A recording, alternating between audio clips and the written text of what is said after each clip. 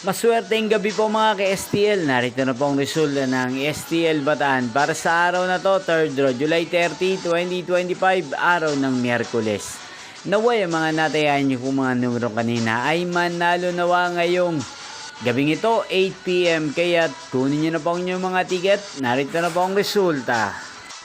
Ang mga numerong nanalo sa STL Bataan ngayong gabing ito, July 30, 2025, 8 PM, 3rd draw. Result 16 at 24 in exact order.